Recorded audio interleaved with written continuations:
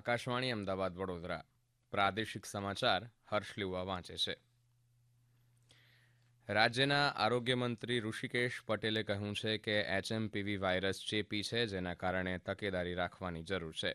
ગાંધીનગર ખાતે એક કાર્યક્રમમાં પત્રકારો સાથે વાતચીત કરતા આરોગ્ય મંત્રીએ કહ્યું કે આ વાયરસથી ગભરાવાની જરૂર નથી. તાવ, દર્દી કે ખાંસી અને ગળામાં દુખાવો હોય તેવા વ્યક્તિઓથી દૂર રહેવાની પણ આરોગ્ય મંત્રીએ સલાહ આપી છે.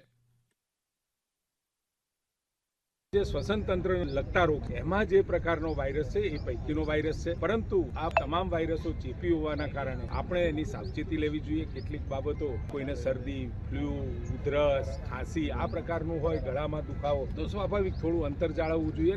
તો મને લાગે છે કે નાના બાળકો કે જેનામાં ઇમ્યુનિટી નથી, મોટા વડીલો કે જેમનામાં પણ ઇમ્યુનિટીનો પ્રશ્ન છે, તો એને અસર ઓછી થાય. અને કોઈ પણ આખી દુનિયામાં, અને ચાઇનાની જ્યારે વાત કરી છે ત્યારે ચાઇનામાં પણ એવો કોઈ પેનિક નથી. એટલે આ ગુજરાતમાં અને ભારતમાં પણ પેનિક થવાની જરૂર નથી. ક્રેડાઈ દ્વારા ગાંધીનગરમાં ટ્રાય સિટી પ્રોપર્ટી એક્સપોનું આયોજન કરાયું છે, જેનું મુખ્યમંત્રી ભૂપેન્દ્ર પટેલે ઉદઘાટન કર્યું હતું. આ પ્રસંગે મુખ્યમંત્રીએ શોર્ટ ફિલ્મ પણ નિહાળી હતી. મુખ્યમંત્રીએ આરોગ્ય મંત્રી ઋષિકેશ પટેલ સાથે વિવિધ સ્ટોલની મુલાકાત લીધી હતી. અમદાવાદ મહાનગરપાલિકાની સ્થાયી સમિતિના અધ્યક્ષ દેવાંગ દાણીએ કહ્યું હતું કે ફ્લાવર શોને વધુ 2 દિવસ માટે લંબાવવાનો નિર્ણય લેવામાં આવ્યો છે, જેની સાથે 23 અને 24 જાન્યુઆરી એમ 2 દિવસ ફ્લાવર શોમાં પ્રી વેડિંગ શૂટ કરાવી શકાશે. વેબ સિરીઝ તેમજ મૂવી અને એડવર્ટાઇઝમેન્ટના શૂટિંગ માટેનો સમય સાંજે 6 થી રાત્રે 12 વાગ્યા સુધીનો રહેશે, જેનો ચાર્જ ₹1 લાખ નક્કી કરવામાં આવ્યો છે, તેમ અમદાવાદ મહાનગરપાલિકાની સ્થાયી સમિતિના અધ્યક્ષ દેવાંગ દાણીએ જણાવ્યું હતું. જે રીતે ફ્લાવર શો આપણે વાત કરી કે અદ્ભુત જવા જઈ રહ્યો છે, અત્યાર સુધીમાં તેની અંદર 3.25 લાખ કરતા વધારે લોકોએ મુલાકાત કરી છે. રવિવારે 90,000 કરતા વધારે લોકો ફ્લાવર શો ની મુલાકાત કરી હતી. પ્રી વેડિંગ માટેનો જે સમયગાળો છે એની અંદર તેના દર મહાનગરપાલિકા દ્વારા 25,000 રાખવામાં આવ્યા છે, અને પિક્ચરના જે શૂટિંગ કરવું હોય તો એના દર ₹1 લાખ જેટલા રાખવામાં આવ્યા છે. આમ નગરજનોમાંથી અથવા તો ગમે ત્યાંથી જેને પ્રી વેડિંગ માટે ફ્લાવર શો ની મુલાકાત લેવી હોય તેને આટલા નિર્ધારિત દરની અંદર એ શનિવારથી પોતાનું બુકિંગ કરાવી શકશે. આ સમાચાર આપ આકાશવાણીના અમદાવાદ વડોદરા કેન્દ્ર પરથી સાંભળી રહ્યા છો. આ સમાચાર આપ અમારી YouTube channel AIR news Gujarat પર પણ સાંભળી શકશો.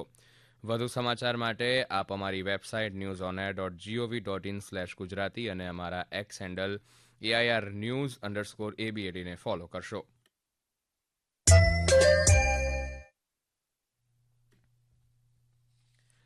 દક્ષિણ ગુજરાત ચેમ્બર ઓફ કોમર્સ અને ઇન્ડસ્ટ્રી એટલે કે SGCCI દ્વારા સુરતના સરસાણામાં CTEX એટલે કે સુરત ઇન્ટરનેશનલ ટેક્સટાઇલ એક્સપો 2025નું આયોજન કરાયું છે. આ એક્સપોનું કેન્દ્રીય જળશક્તિ મંત્રી CR પાટીલે ઉદઘાટન કર્યું હતું. SGCCI દ્વારા યોજાતા ટેક્સટાઇલ ઇન્ડસ્ટ્રીઝની મશીનરીને આવરી લેનારા પ્રદર્શન CTEX શ્રેણીનું આ 11મું પ્રદર્શન છે. ગુજરાત વિદ્યાપીઠમાં ભારતીય અને વિદેશી ભાષા સહિતના ટૂંકા ગાળાના વિવિધ કોર્સમાં પ્રવેશ પ્રક્રિયાનો પ્રારંભ થયો છે. ઉલ્લેખનીય છે કે વિદ્યાપીઠમાં ભારતની 12 અને વિદેશની 9 ભાષાઓને લગતા વિવિધ કોર્સ ચાલે છે.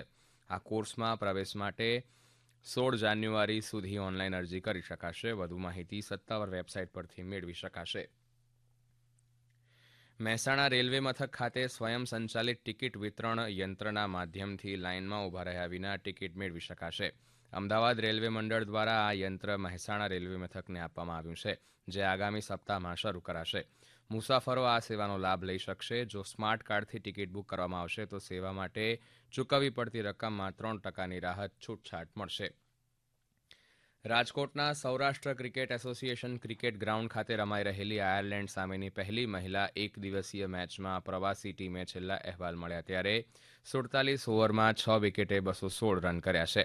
ગેબી લુઇસે 92 રન ફટકાર્યા હતા, જ્યારે ભારત તરફથી પ્રિયા મિશ્રાએ 2 વિકેટ અને 2 બેટ્સમેન રનઆઉટ થયા હતા, જ્યારે દીપ્તિ શર્મા અને તિતા સાધુએ 1-1 વિકેટ ઝડપી હતી.